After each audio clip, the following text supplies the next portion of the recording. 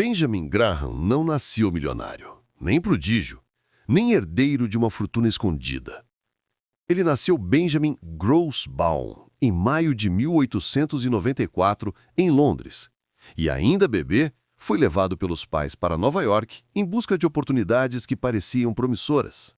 Mas o destino tratou de mostrar que nada seria fácil. Quando Graham tinha apenas 9 anos, seu pai morreu repentinamente e a família entrou numa espiral de dificuldades que moldaria para sempre a mente do homem que, décadas depois, seria chamado de o pai do investimento de valor.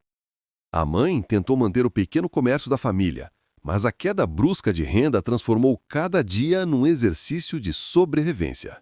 Graham cresceu em meio a privações, observando a mãe lutar para equilibrar contas e manter a família alimentada.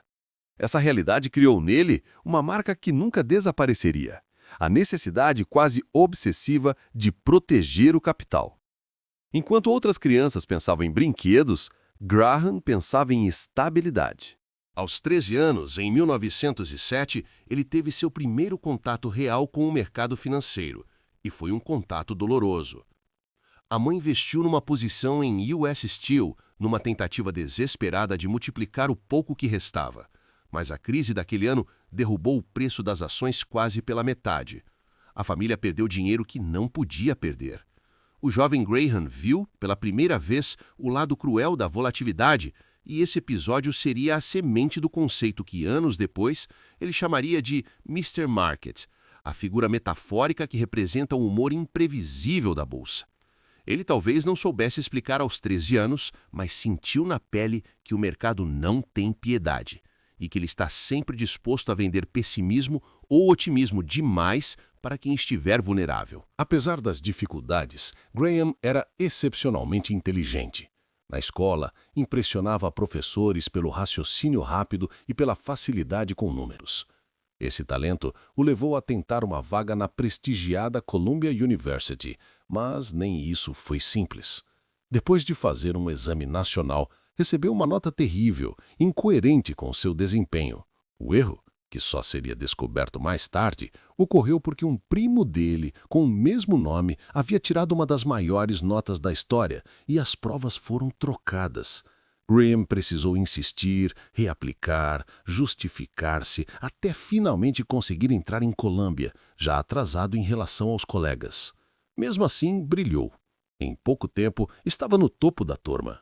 Aprendeu grego, latim, matemática, literatura, filosofia, tudo com excelência. Era o tipo de aluno que os professores não queriam perder, tanto que, ao se formar em 1914, recebeu convites simultâneos para lecionar em 3 departamentos diferentes: matemática, filosofia e inglês. Mas o destino tinha outros planos. Foi o reitor da Columbia, Frederick Keppel, quem mudou a trajetória de Graham.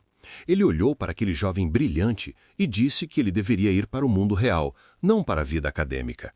A economia americana vibrava, Wall Street crescia, e Keppel achava um desperdício ver alguém tão talentoso ficar preso à teoria. Foi assim que Graham conseguiu seu primeiro emprego no mercado financeiro na Neuberger, Henderson e Loeb. Ele entrou como runner, literalmente um entregador de cheques e documentos, ganhando $12 por semana. Mas ali ele começou a observar tudo e absorver tudo. Ele via os traders gritarem ordens, via investidores perderem fortunas por pura aposta, via analistas que tomavam decisões baseadas mais em rumores do que em números. Isso o intrigava profundamente. Graham queria entender o que realmente movia um ativo. E a resposta não estava no burburinho, estava nos balanços. Enquanto outros jovens de Wall Street queriam status, Graham queria informação. Ele mergulhou nos demonstrativos financeiros, estudou balanços linha por linha, fez perguntas que ninguém fazia e rapidamente chamou a atenção. Seus relatórios, inicialmente sobre títulos de dívida, eram tão claros e tão embasados que começaram a circular além da empresa. Um desses relatórios chegou às mãos de um concorrente, a Bates & Company, que imediatamente tentou contratá-lo, oferecendo quase o dobro do salário. Essa disputa o colocou em ascensão rápida. Seu chefe, determinado a mantê-lo, elevou seu salário para $50 por semana e prometeu torná-lo sócio no futuro. Pela primeira vez na vida, Graham começou a acumular pequenas economias e, pela primeira vez, começou a investir. Enquanto outros jovens de Wall Street queriam status, Graham queria informação. Ele mergulhou nos demonstrativos financeiros, estudou balanços linha por linha, fez perguntas que ninguém fazia e rapidamente chamou a atenção. Seus relatórios, inicialmente sobre títulos de dívida, eram tão claros e tão embasados que começaram a circular além da empresa. Um desses relatórios chegou às mãos de um concorrente, a Bates & Company, que imediatamente tentou contratá-lo, oferecendo quase o dobro do salário. Essa disputa o colocou em ascensão rápida. Seu chefe, determinado a mantê-lo, elevou seu salário para $50 por semana e prometeu torná-lo sócio no futuro. Pela primeira vez na vida, Graham começou a acumular pequenas economias e, pela primeira vez, começou a investir. Os anos 1920 foram transformadores. Graham passou de empregado promissor a analista respeitado e, mais tarde, a sócio júnior. Ele começou a operar arbitragem simples, identificar ações baratas e fazer operações estruturadas que a maioria dos investidores nem entendia. Era ousado, mas não irresponsável. Ele estudava profundamente cada empresa antes de colocar um centavo. E essa combinação de disciplina e criatividade chamou a atenção de investidores maiores. Em 1923, um empresário chamado Lewis Harris ofereceu a Graham um acordo extraordinário: entregar $250 mil para ele gerir, com garantia de retorno mínimo e um bônus generoso sobre os lucros. Somando aportes de amigos e familiares, o total sob gestão passou de $500 mil, algo gigantesco para a época. Graham deixou a corretora, fundou sua própria estrutura e passou a operar com liberdade total. A prosperidade veio forte. Em meados da década de 1920, Graham estava ganhando cifras que o aproximavam do primeiro milhão. Ele operava arbitragem de títulos, ações convertíveis, situações especiais e oportunidades que ninguém via. Enquanto o mercado vivia o delírio do Roaring Twenties, ele usava a margem e multiplicava resultados. Em 1928, seu fundo teve retorno superior a 60%, um desempenho impressionante. Graham, aos 30 e poucos anos, acreditava que dominava Wall Street. E talvez tivesse dominado mesmo, se a história tivesse parado ali. Mas veio 1929. O crash que derrubou o Dow Jones quase 90% destruiu riqueza de forma inédita.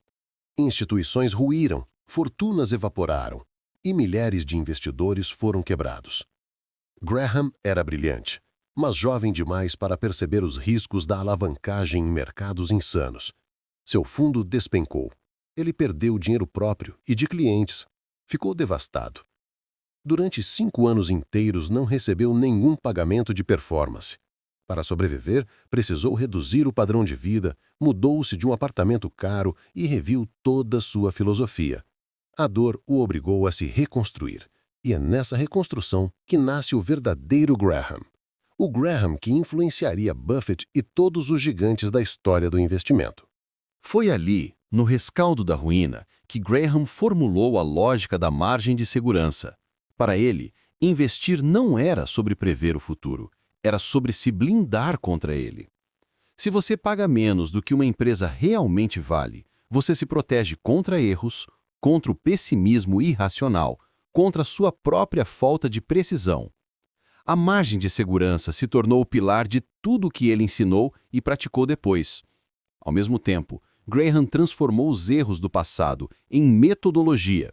Ele tornou-se extremamente disciplinado, evitou a alavancagem, diversificou riscos e classificou suas estratégias em 4 grandes grupos: arbitragens, ações baratas, os chamados bargain issues, liquidações e operações de hedge relacionadas. Esses modelos permitiam ganhos sólidos mesmo em mercados ruins e protegiam o capital em mercados turbulentos. Ele montava sua carteira de acordo com a avaliação do mercado. Se o mercado estava barato, comprava mais ações. Se estava caro, buscava situações especiais e operações neutras. Graham não apenas investiu, ele ensinou. Começou a lecionar em Columbia e percebeu que ensinar o ajudava a organizar suas ideias e encontrar clareza. Esse processo levou ao nascimento de Security Analysis, em 1934, obra monumental escrita com David Dodd, que trouxe pela primeira vez uma lógica quase científica para a análise de ações. Décadas depois, publicou The Intelligent Investor, livro que Warren Buffett consideraria o melhor livro sobre investimentos já escrito. Essas obras se tornaram fontes de renda importantes para Graham e foram parte essencial da tríade que o levaria ao primeiro milhão: gestão de capital, royalties de livros e um investimento que mudaria tudo. Esse investimento foi a Geico. Em 1948, Graham identificou uma oportunidade extraordinária numa seguradora relativamente pequena, mas com um modelo de negócios eficiente e potencial de expansão. Ele tomou uma posição gigantesca, algo que parecia contradizer sua postura conservadora, mas na verdade era coerente com sua filosofia. Risco baixo, potencial altíssimo. A Geico não apenas cresceu, explodiu. A valorização foi tão absurda que mais tarde Graham diria que o ganho obtido apenas nessa operação superou todos os ganhos acumulados pelo fundo em 20 anos de atividade. Foi Geico, somada ao refinamento de sua estratégia e ao sucesso como autor, que o levou definitivamente ao marco estimado de $1 milhão por volta de 1953, o equivalente a mais de $11 milhões atuais. No final das contas, Graham chegou ao primeiro milhão não por sorte nem por uma aposta milagrosa, mas por um conjunto raro de decisões inteligentes, resiliência emocional e capacidade de aprender com a dor. Ele estudou profundamente, trabalhou incansavelmente, montou sua própria estrutura de gestão, diversificou fontes de renda, escreveu livros que mudaram uma indústria e soube reconhecer oportunidades raras quando elas surgiam. Ele fez isso num tempo em que não existiam computadores, planilhas modernas ou dados instantâneos. Fez porque pensava de forma independente. Fez porque nunca buscou prever o mercado. Apenas buscou entender o valor real das coisas. E talvez a maior lição de Graham seja justamente essa. Investir não é sobre acertar o futuro, é sobre proteger-se do que você não pode controlar. A margem de segurança que salvou Graham continua viva, porque protege qualquer investidor, em qualquer época, em qualquer país. Se você entende esse princípio, você não precisa prever nada. Só precisa agir com lógica quando todo mundo age com emoção. Nos próximos vídeos, vamos aprofundar ainda mais essa filosofia e mostrar como aplicar seus princípios no Brasil de hoje, com exemplos reais e atuais. Quando você aprender a ver o mercado com os olhos de Benjamin Graham, você nunca mais investirá da mesma forma.